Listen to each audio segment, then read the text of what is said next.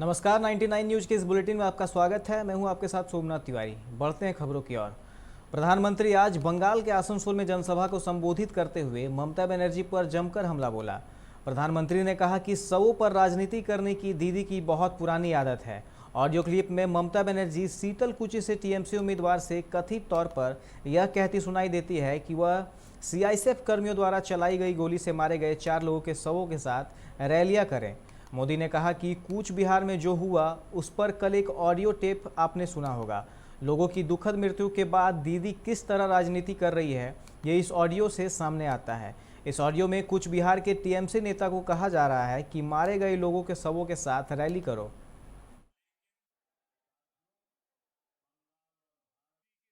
ने सब में भेदभाव किया, पक्षपात किया। आपको 3 साल पहले की रामनवमी याद है? आसनसोल रानीगंज के दंगे कौन भूल सकता है? इन दंगों में सैकड़ों लोगों के जीवन भर की मेहनत राख हो गई। सबसे ज्यादा नुकसान गरीबों का हुआ, पटरी पर दुकान लगाने वालों और छोटे व्यापारियों का हुआ। दंगाइयों का साथ किसने दिया? दंगाइयों का साथ किसने दिया? दंगाइयों का साथ किसने दिया? पूरी ताकत से बोलिए, पता चले देश को, दंगाइयों का साथ किसने दिया? बंगाल में आज 5वें चरण के लिए वोट डाले जा रहे हैं। मतदान केंद्रों के बाहर सुबह से ही लोगों की लंबी कतार लगी हुई है। 295 सीटों वाली विधानसभा की 45 सीटों पर मतदाता अपने मताधिकार का इस्तेमाल कर रहे हैं। इस चरण में तृणमूल कांग्रेस के गौतम देव और ब्रात्य बसु, भाजपा के समीक भट्टाचार्य और माकपा के अशोक भट्टाचार्य के भाग्य का फैसला होगा। 5वें चरण में चुनाव आयोग बेहद कड़ी सुरक्षा व्यवस्था के साथ 5वें चरण का मतदान करा रही है। इस चरण में जलपाईगुड़ी की 7 सीटें, कलिम्पोंग की 1 सीट, दार्जिलिंग की 5 सीटों, नदिया की 8 सीटें, उत्तर 24 परगना की 16 सीटों, पूर्व बर्धमान की 8 सीटों पर वोटिंग हो रही है। मधुपुर उपचुनाव को लेकर शनिवार सुबह 7 बजे 487 बूथों पर वोटिंग की प्रक्रिया जारी है। 3 बजे तक 63.64 वोटिंग हो चुकी है। मतदान केंद्रों पर कोविड गाइडलाइंस का ध्यान रखते हुए वोटिंग करवाई जा रही है। बताते चले कि 2 मई को नतीजे आएंगे। वहीं इस बार उपचुनाव में 6 प्रत्याशी किस्मत आजमा रहे हैं। इनमें से भाजपा और झामुमो के प्रत्याशियों को छोड़कर शेष निर्दलीय हैं। उम्मीदवारों की किस्मत का फैसला 3.22 लाख मतदाता करेंगे। इनमें 1.70 लाख पुरुष और 1.52 लाख महिला वोटर हैं।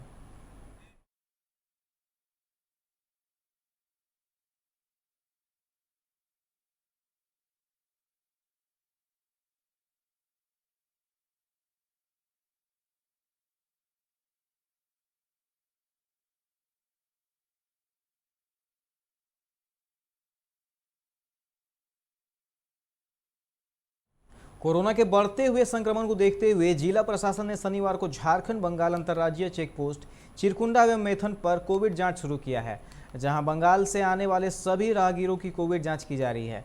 चिरकुंडा नगर परिषद के सिटी मैनेजर मुकेश निरंजन ने बताया कि जिला प्रशासन के निर्देशानुसार चिरकुंडा बड़ाकर बॉर्डर पर कोविड जाँच कैंप का आयोजन किया गया है। राहगीरों के ठहरने के लिए वेटिंग रूम का इंतजाम किया गया है।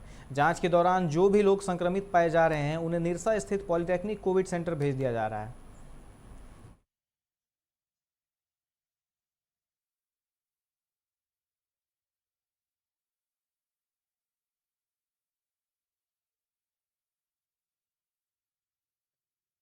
आज से हम लोग बंगाल से झारखंड आने वाले जितने भी पब्लिक है उनको हम लोग कोरोना टेस्ट करवा रहे हैं। यहाँ पे पूर्ण रूप में हम लोग व्यवस्थित किए हैं रहने के लिए, ठहरने के लिए और टेस्टिंग के लिए। तो ये क्या जांच 24 घंटा चलेगा क्या? नहीं, सुबह 9 बजे से शाम 5 बजे। कितने बजे से? सुबह 9 बजे से शाम 5 बजे। और जो पॉजिटिव निकल जाए उनके लिए क्या व्यवस्था है? और जो पॉजिटिव निकल जाएंगे उनको हम लोग निरसा पॉलिटेक्निक में शिफ्ट करेंगे। कोरोना संक्रमण के खतरे को देखते हुए स्टेट बार काउंसिल के आदेश पर धनबाद बार एसोसिएशन के अधिवक्ताओं को अपने घर से काम करने का आदेश दिया गया। साथ ही धनबाद बार एसोसिएशन को चारों तरफ से बैरिकेड भी किया गया ताकि अधिवक्ताओं का भीड़ न लगे और कोरोना का खतरा कम हो। एक और जहां स्टेट बार काउंसिल का आदेश का पालन करते हुए धनबाद बार एसोसिएशन को चारों ओर से बैरिकेड किया गया, वहीं दूसरी ओर एसडीएम कोर्ट स्थित बैठने वाले अधिवक्ता स्टेट बार काउंसिल के आदेशों की धज्जियां उड़ा रहे हैं। एसडीएम कोर्ट के स्थित अधिवक्ता कोरोना वायरस से बेपरवाह होकर भीड़ भाड़ लगाकर बैठे हैं।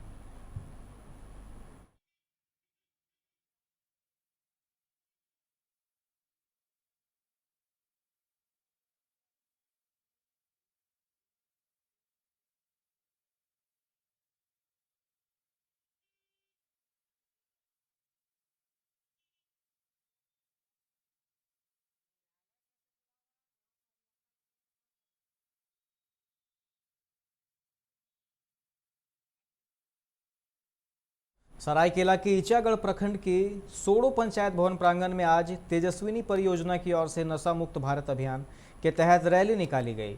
रैली के माध्यम से ग्रामीण क्षेत्रों के लोगों को नशा से दूर रहने के लिए आग्रह किया गया। साथ ही लोगों को नशा से होने वाली गंभीर बीमारियों के बारे में भी बताया गया।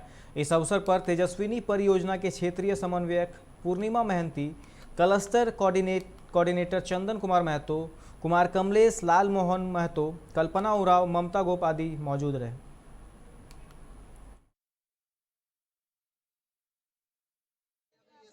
भवन प्रांगण में तेजस्विनी परियोजना सड़क की ओर से नशा मुक्त भारत अभियान का रैली निकाला गया। रैली के माध्यम से ग्रामीण क्षेत्र के लोगों को नशा से दूर रहने के लिए आग्रह किया गया। साथ ही नशा से होने वाले हानिकारक के बारे में भी बताया गया। सरायकेला के गम्हरिया समेत कई क्षेत्रों में शनिवार शाम अचानक मौसम ने करवट ली और झमाझम बारिश हुई। अचानक हुई इस बारिश से लोगों को गर्मी से बड़ी राहत मिली है। बताया जाता है कि सरायकेला क्षेत्र में शाम को अचानक आसमान में काले बादल छा गए, जिसके बाद बारिश होने लगी। बारिश के कारण मौसम सुहाना हो गया है।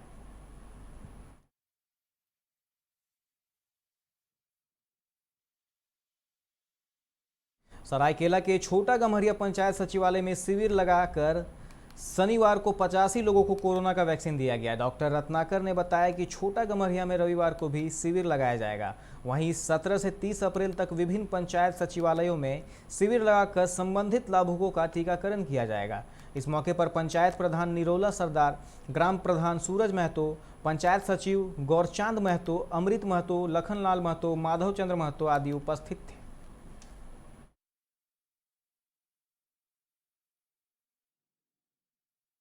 चल रहा है सरकार की तरफ से। इस क्रम में यहाँ पे छोटा गम्हरिया में 17 अप्रैल और 18 अप्रैल 2 दिन यहाँ पर टीकाकरण के लिए रखा गया है। हर पंचायत स्तर पे ये टीकाकरण का कार्यक्रम हो रहा है और अलग अलग दिन अलग अलग पंचायत में 2-2 दिन का ये ड्राइव रखा गया है। उस क्रम में यहाँ पर अभी तक लगभग 80 लोगों का टीकाकरण हो चुका है और अभी टीकाकरण का कार्य जारी है।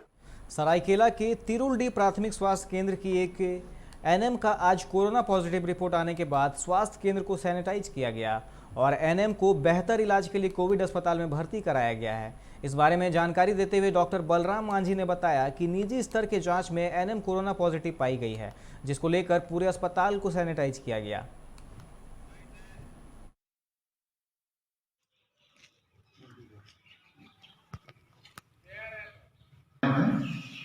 जो यहाँ रेगुलर रहती है उनका अपने स्तर से हम लोग टेस्ट किए जिसमें पॉजिटिव निकला।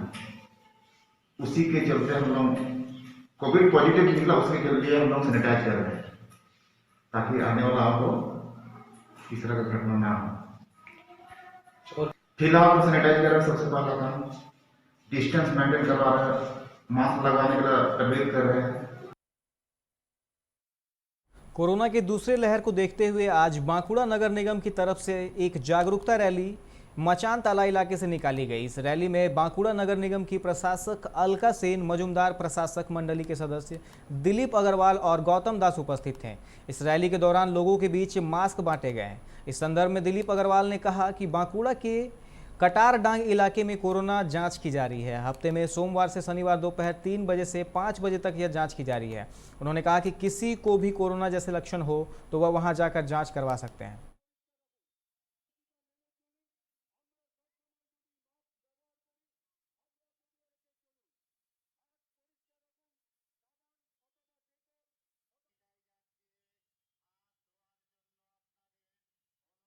बागमारा हाई स्कूल के समीप भाजपा कार्यालय में प्रखंड अध्यक्ष बच्चू राय ने शनिवार को प्रेस वार्ता कर कहा कि बरोरा के झगराही में कल हुई जेएमएम नेता कारू यादव, कोयला डीओ धारक कन्हाई चौहान के वाहन तथा अन्य पर बमबाजी मामले में भाजपा विधायक ढोलू महतो, विधायक प्रतिनिधि शत्रुघ्न महतो और भाजपा कार्यकर्ता बलराम चौबे, अजय महतो का नाम बिना वजह लिया जा रहा है। बमबाजी मामले में इनका कोई हाथ नहीं है, इन्हें फंसाने का प्रयास किया गया है। प्रशासन इस मामले की निष्पक्ष जांच करे।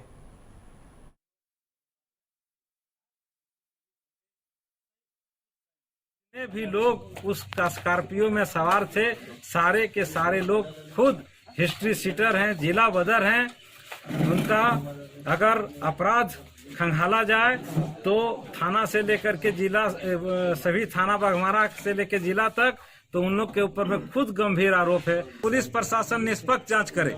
अगर पुलिस प्रशासन निष्पक्ष जांच करती है तो खुद आज तक जितना गोलीकांड में हुआ है उसमें सब में नाम कारू यादव, किरण महतो, गुड्डू अंसारी, कन्हैया चौहान का नाम आया है। इसमें भी यही लोगों का। धनबाद आविष्कार डायग्नोसिस सेंटर और प्रेस क्लब के अधिकारियों के सहयोग से सभी पत्रकारों को मास्क एवं सैनिटाइजर का वितरण किया गया।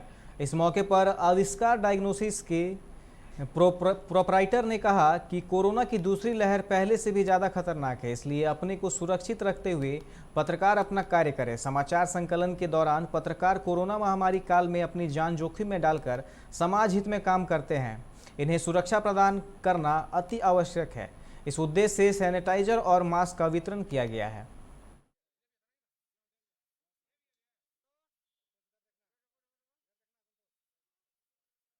तो हम लोगों ने देखा कि कोरोना बहुत तेजी से बढ़ रहा है और खासकर आप लोग अपना केयर पूरा नहीं कर पा रहे हैं। बिना डबल मास्क का अब कोई उपाय नहीं है। हम लोग जैसे लड़के जो कुछ भी अपने जो सेंटर चला रहे हैं, अब हम लोग चाह रहे हैं कि सबको मदद करना शुरू करें और आशा करते हैं कि आगे आने वाले समय में सबको फिर पहले की तरह बढ़ चढ़कर आगे आएंगे और सब जो हो सकता है अपने सक्षम के अनुसार वो दान करते चलें।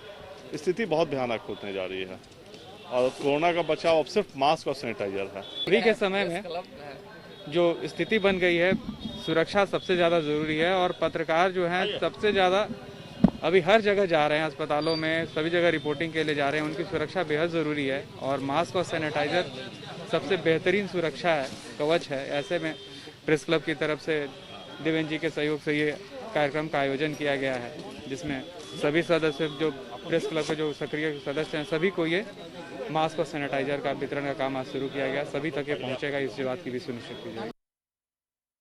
भाजपा के सिंदरी विधायक इंद्रजीत महतो की आज अचानक तबियत बिगड़ने के कारण उन्हें चिकित्सकों ने बेहतर इलाज के लिए बाहर ले जाने की सलाह दी है। इसके बाद विधायक को एयरलिफ्ट कर धनबाद से हैदराबाद के अस्पताल में भर्ती कराने के लिए जालान अस्पताल से एम्बुलेंस के जरिए बोकारो भेजा गया, जहां से हैदराबाद बेहतर इलाज के लिए भेजा गया। बताया जाता है कि मधुपुर चुनाव प्रचार से वापस लौटने के बाद विधायक कोरोना संक्रमित हो गए थे, जिसके बाद विधायक का इलाज एशियन जालान अस्पताल में भर्ती कराया गया था, जहां उनकी तबीयत में कोई सुधार नहीं होता देख हैदराबाद भेजा गया।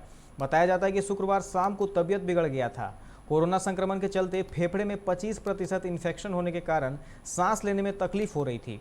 विधायक इंद्रजीत का ऑक्सीजन लेवल लगातार गिरता जा रहा था, जिस वजह से उन्हें रेफर किया गया।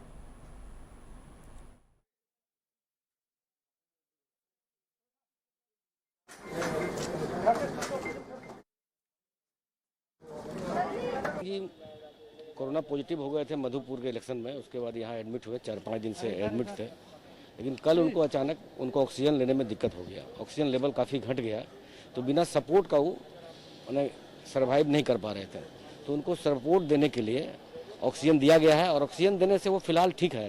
तो आगे कोई परेशानी नहीं हो, एहतियात के तौर पर इनको आगे हैदराबाद ले जाया जा रहा है, जहाँ के अच्छे डॉक्टर से इनकी इलाज होगी। जिन्होंने इनका इलाज किया है जगन्नाथ महतो जी का, उन्हीं डॉक्टर से इनका इलाज होगा। विधायक जी को अभी जालान अस्पताल से हैदराबाद ले जाया जा रहा है बेहतर इलाज हेतु। नहीं, यहाँ पे इलाज जो हो रहा था उससे बेहतर इलाज के लिए हैदराबाद ले जाया जा रहा है। स्थिति तो डॉक्टर ही बता पाएंगे बेहतर तरीके से, लेकिन उनको चिकित्सा की जरूरत है। झारखंड हाईकोर्ट ने लालू प्रसाद यादव को जमानत दे दी है। अदालत ने दुमका कोषागार मामले में आधी सजा पूरी करने के आधार पर लालू प्रसाद यादव को शनिवार को जमानत की सुविधा प्रदान कर दी है। लालू को जेल से बाहर आने के लिए 1 लाख के निजी मुचलके का बॉन्ड निचली अदालत में भरना होगा। हालांकि कोर्ट की बिना अनुमति के वे देश से बाहर नहीं जा पाएंगे और ना ही किसी भी सूरत में अपना पता और मोबाइल नंबर बदलेंगे। हाईकोर्ट ने लालू प्रसाद यादव को जमानत देने के दौरान इन शर्तों को लगाया है।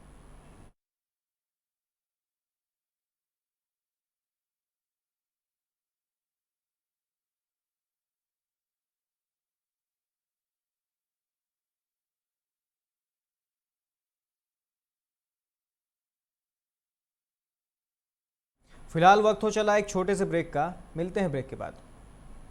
ये सही दरवाजे चुनने की बात हो तो चुनिए सिर्फ टाटा प्रवेश के दरवाजे, जो लकड़ी के दरवाजों से कई गुना है बेहतर। टाटा प्रवेश के दरवाजों में है स्टील की मजबूती और लकड़ी की खूबसूरती।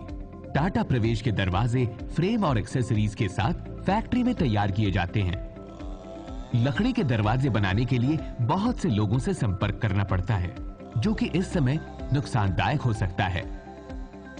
लकड़ी के दरवाजों को लगाने में 8 चरणों से गुजरना और 6 प्रकार के लोगों के संपर्क में आना होता है, जबकि टाटा प्रवेश के दरवाजों का इंस्टॉलेशन केवल 2 चरणों में हो जाता है।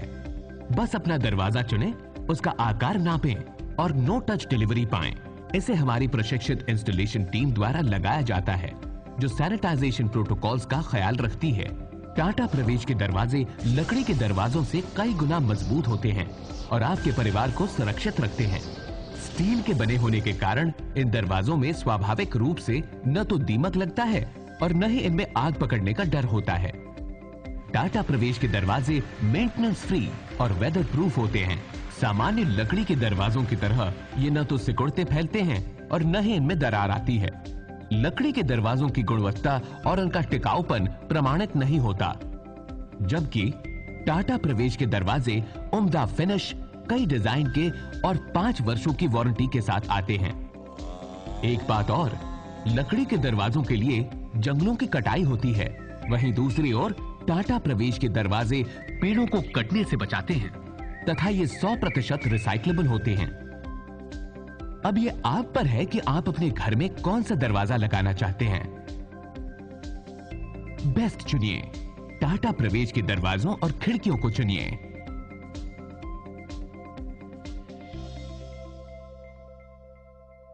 Authorised distributor Shri Ram sales, GT road, Govindpur, Dhanbad. आप इस नंबर पर संपर्क कर सकते हैं 7004709213 9534400091। Hey, I'm sexy Mr. Brown, a prince who's just been crowned. I can brighten up your day, 'cause I'm so sunny. Hey, I'm sexy Mr. Brown, heading out to town. You can hate me all the way, 'cause I got my honey. And that's not funny, my honey makes me sing all night.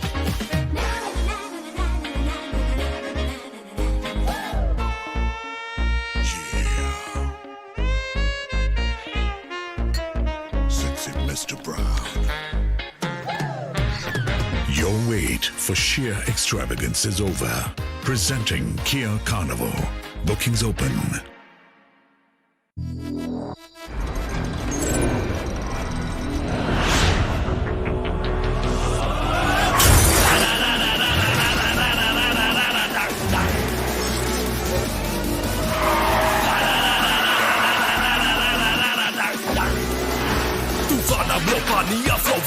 Go into your soul. Can you catch me? No. Can you match me? No. Take मुझे I'll run the roads.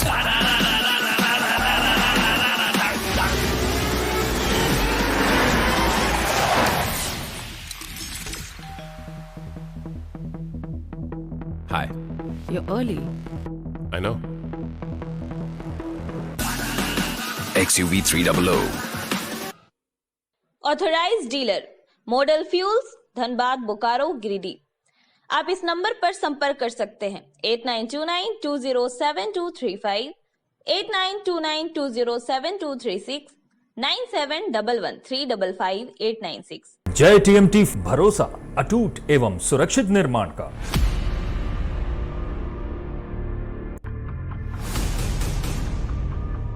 भरोसा अटूट एवं सुरक्षित निर्माण का। जय TMT 500D। Break के बाद आप सभी का स्वागत है। रुक करते हैं अगली खबर की ओर। जिले में बढ़ते कोरोना संक्रमण के खतरे से बेपरवाह है पाटलिपुत्र नर्सिंग होम के संचालक। अब बायोमेडिकल वेस्ट सड़कों पर ही फेंक रहे हैं। ऐसे में पाटलिपुत्र नर्सिंग होम की यह लापरवाही जिले के लोगों के लिए बड़ी मुसीबत के संकेत है। इसकी सूचना के बाद धनबाद नगर निगम food safety inspector Anil Kumar ने अपने सहयोगी को पीपी किट पहनाकर उक्त जगह की निरीक्षण किया, जिसमें पता चला कि पाटलिपुत्र नर्सिंग होम के द्वारा बायोमेडिकल वेस्ट सड़कों पर ही फेंका गया है। Food safety inspector Anil Kumar ने कहा कि लगातार पाटलिपुत्र नर्सिंग होम के द्वारा बायोमेडिकल वेस्ट फेंकने का शिकायत हमेशा मिलता रहा है। आज शिकायत मिलने पर निरीक्षण किया गया है। इसकी जांच की जा रही है। जांच के उपरांत कार्रवाई कर जुर्माना भी वसूला जाएगा।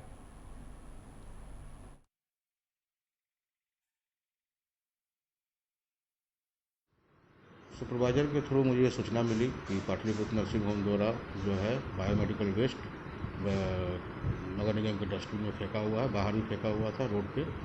वही हम देखने के लिए तत्काल पहुंचे और हमने वहां देखा कि पीपी किट, सिरिंज और जो बायोमेडिकल वेस्ट सारे चीज़ वहाँ पे फेंके हुए हैं। आपके सहयोगी में वहाँ पे पीपी किट पॉइंट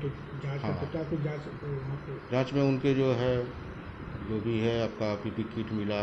उसके बाद पाटलिपुत्र का जो भी आपका प्रिस्क्रिप्शन है वो भी मिला और उनके द्वारा जो भी मतलब कि स्लिप वगैरह और काफ़ी चीज़ें वहाँ बरामद हुई हैं जो कि बायोमेडिकल वेस्ट के तहत आती है। और रेलवे के चीनी चोरी के मामले में धनबाद आरपीएफ ने 2 लोगों को गिरफ्तार किया है। बताया जाता है कि मतारी और निश्चितपुर के बीच चलती मालगाड़ी से चोरों ने चीनी की कुछ बोरियां चुरा ली थी। घटना की सूचना के बाद आरपीएफ ने इस मामले के 2 आरोपी सुपरुद्दीन अंसारी और छोटू मंडल को गिरफ्तार किया। साथ ही चोरी की चीनी का खरीदार का भी पता लगाने में कामयाब रही। जिस जगह पर चीनी खपाया गया था वहां से 7 खाली बोरा के अलावा 50 केजी चीनी बरामद की गई। बोरी व चीनी राजगंज स्थित राधा स्वीट नामक मिठाई दुकान से बरामद की गई है। दुकान का संचालक फरार है। आरपीएफ के पदाधिकारी ने बताया इस पूरे प्रकरण में 5 लोगों को अभियुक्त बनाया गया है। शेष 3 अपराधियों की गिरफ्तारी के लिए छापेमारी की जा रही है।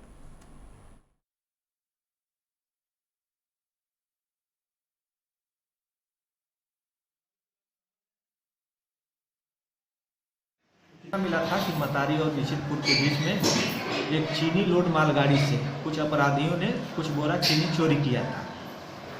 तो वरीय अधिकारी के आदेशानुसार हम लोग निरीक्षक प्रभारी श्री अविनाश पड़ोसिया साहब के नेतृत्व में साथ में सीआईबी टीम भी थी। हम लोग छापामारी की जिसमें 2 लोगों की गिरफ्तारी हुई है। एक खुसरुद्दीन अंसारी है और दूसरे का नाम छोटू राम मंडल है। खुसरुद्दीन अंसारी मतारी के रहने वाले हैं और छोटू राम मंडल जो है लोधवाडी के रहने वाले हैं। तथा इन लोगों ने जहां माल खपाया था जो रिसीवर था उसके यहाँ भी हम लोग छापेमारी की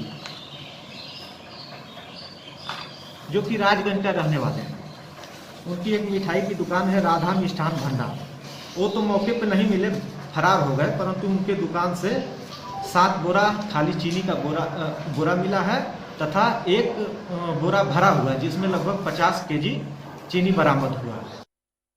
धनबाद महिला थाना परिसर स्थित शिव मंदिर में शनिवार को महिला पुलिस ने एक प्रेमी जोड़े की शादी कराई। यहां उपस्थित लोगों ने बताया कि युवक युवती एक ही जाति के हैं जो बिहार के गया जिले के एक ही गांव के रहने वाले हैं। इन दोनों के बीच लंबे समय से प्रेम संबंध था। युवती अपने प्यार को असफल होता देख धनबाद पहुंचकर महिला थाने में अपने प्रेमी के खिलाफ शिकायत दर्ज कराई थी, जिसके बाद धनबाद महिला थाना की पुलिस ने युवक और युवती तथा उनके परिजनों को थाना बुलाया, जहां दोनों के परिजनों की रजामंदी से शिव मंदिर में दोनों की शादी कराई गई।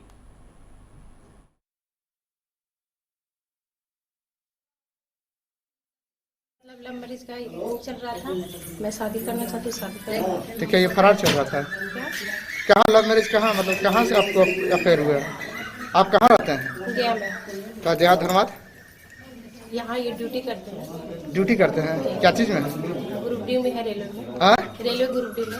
अच्छा, कितना दिनों से प्यार था आपका? 3 साल।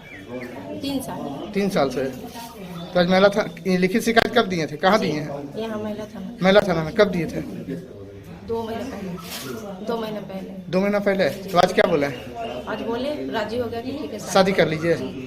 गया जिला। गया जिला। लड़की कहाँ की है? गया जिले। गया जिला की है। दोनों में क्या लव मैरिज है? लव मैरिज नहीं, थाना के माध्यम से हुआ है। हाँ, थाना के माध्यम से हुआ। थाना के माध्यम से। क्या मामला था? मामला था इसमें कि ये आरोप लगाए थे मेरे ऊपर कि शादी का झांसा देकर के हाँ, ये जैसे ब्लैकमेल करते हुए ये शादी करना चाहते हैं। अच्छा, तो दोनों के फैमिली आए हुए हैं क्या? हाँ, फैमिली आए। आपका भी उनका भी? तो आज शादी कर चुके हैं? हाँ, शादी कर चुके। ये गुड़िया कुमारी और संतोष कुमार का मामला है। ये दोनों का पूर्व से एक आवेदन पे काउंसलिंग चल रहा था। दोनों के बीच में प्रेम प्रसंग था इसी को लेकर आज ये दोनों शादी कर लिए हैं और शादी करके सेफ्टी से अपना घर जाना चाहते हैं। दोनों कहाँ के रहने वाले हैं? दोनों बिहार के रहने वाले हैं। धनबाद जिला प्रशासन कोरोना महामारी के रोकथाम के लिए मास्क अभियान चलाकर लोगों को जागरूक कर रही है। शनिवार को झरिया बाजार में पुलिस की एक टीम ने मास्क अप कैंपेन के तहत लोगों को जागरूक किया। इस दौरान जिसके पास मास्क नहीं थे उन्हें मास्क दिया गया। खासकर छात्रों को कोरोना महामारी से बचाव के प्रति जागरूक किया गया, जबकि मास्क नहीं पहने कुछ लोगों को दंडित भी किया गया। इस मामले में मास्क अप कैंपेन का नेतृत्व कर रहे पुलिस अधिकारी संतोष रजक से 99 न्यूज संवाददाता सनी शर्मा ने बात की। जहां जिला प्रशासन के द्वारा मास्क अप कैंपेन चलाया जा रहा है, जिसके द्वारा लोगों को समझाया जा रहा है कि कोरोना के प्रति लापरवाही ना बरते, मास्क का उपयोग करते हुए घर से निकले तथा सोशल डिस्टेंसिंग का पालन करते हुए खुद को सुरक्षित रखें और साथ में अपने घर वालों को सुरक्षित रखें। आप देख सकते हैं हमारे पीछे ये बस है जो कि लोगों को जागरूक कर रही है मास्क लगाने के प्रति, लेकिन जो लोग मास्क के प्रति लापरवाही लग रहे हैं उन्हें ही ले जाया जा रहा है तथा सेंसिटाइजेशन कैंप में उन्हें कोरोना का पूरा विवरण दिया जा रहा है कि किस प्रकार कोरोना से बचा जाए। इस समय हमारे सामने इस बस का नेतृत्व कर रहे संतोष रजक एएसआई जी हैं, जो कि कोरोना वॉरियर भी हैं और लोगों को मास्क के प्रति जागरूक कर रहे हैं। आइए हम उनसे सीधी बात करते हैं। सर नमस्कार। हाँ नमस्कार। सर ये आप जो कैंपेन चला रहे हैं ये किस लिए चला रहे हैं और क्यों चला रहे हैं?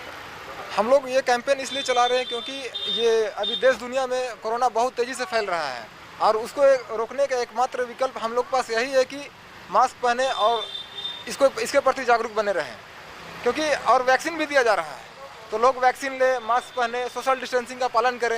ये सब करने से हम लोग कोरोना से अच्छे तरीके से फाइट कर सकते हैं और यही कारण हम लोग मास्क अप कैंप चला रहे हैं। और जो लोग मास्क नहीं पहनते हैं या फिर जो लोग सोशल डिस्टेंस का पालन नहीं करते हैं उन्हीं लोग को हम लोग उठा करके गोविंदपुर ले जाते हैं। वहाँ गोविंदपुर में जैब-3 में एक कैंप बना हुआ है, वहाँ पर अवेयर किया जाता है, वहाँ पर मास्क पहना जाता है, वहाँ टीवी के भी माध्यम से बताया जाता है और थोड़ा सा सख्ती से भी पालन किया जाता है वहाँ पर, ताकि लोग। झरिया में अभी आप लोग जनता में किस तरह से देख रहे हैं, कैसे ये लोग सावधानी बरत रहे हैं कि नहीं बरत रहे हैं? हाँ, शुरू जब हम लोग आए थे तो यहाँ के जनता बिल्कुल सावधान नहीं थे, लेकिन जब हम लोगों ने यहाँ पर आए, यहाँ पर कार्रवाई किए, कुछ लोगों को अच्छे से कार्रवाई किए, जो लोग नहीं बात मान रहे थे उन लोगों को सख्ती से कड़ाई से काम किए यहाँ पर, तब अभी बहुत हद तक सुधार आया है। अभी हमको लगता है 90% से ज़्यादा लोग मास्क पहन लिए हैं और सोशल डिस्टेंसिंग का पालन भी कर रहे हैं। लेकिन फिर भी अभी भी कुछ लोग ऐसे हैं जो कि नहीं मान रहे हैं, जिनको हम लोग उठा करके गोविंदपुर ले जाते हैं जैब-3 में, वहाँ पर सख्ती से पालन किया जाता है, ये उन लोग को करवाया जाता है और हमारे सैनिक लोग भी, हमारे सिपाही लोग भी इस पर बहुत बढ़िया रोल निभा रहे हैं। आपके साथ में कितनी टीम है यहाँ पे लोगों को जागरूक करने के लिए? क्या? हाँ, मेरे साथ में कुछ सिपाही लोग हैं, महिला सिपाही है और पुरुष सिपाही है, मजिस्ट्रेट है, यही लोग साथ दे रहे हैं हम लोगों का। तो सर आप लोग को जनता की तरफ से कैसा सहयोग मिल रहा है, प्रशासन की तरफ से भी कैसा सहयोग मिल रहा है? हाँ, जनता की तरफ से पॉजिटिव रिस्पांस मिल रहा है और जिन लोगों के पास मास्क नहीं है उन लोगों को हम लोग मास्क प्रोवाइड भी कर रहे हैं।